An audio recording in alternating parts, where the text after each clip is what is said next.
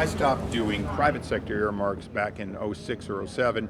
In '08, I finished doing even government earmarks. And even in that year, I required that the cities or the county give me a public vote of what they wanted, and then I would forward them.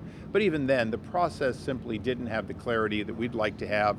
And we'd like to continue, and I'm continuing to reform the federal executive branch's earmark system, so I felt it best to be out of them, and I have been for many years. And do you think that some of that criticism is fair that you're getting?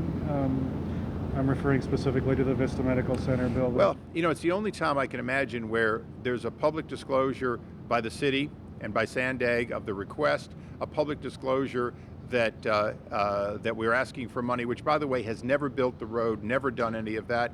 And then months after it's all public, someone decides to sell a property along that based on a multiple of earnings based on its existing tenants, and we buy it. It wasn't land development. There's no big change that would have occurred had the funding occurred. So I think you're talking about something that could have, would have, maybe have happened, but in fact didn't. And more importantly, once something's public, the value of any improvement is priced into the selling price. So do I think it's a good example? No, it's a terrible example.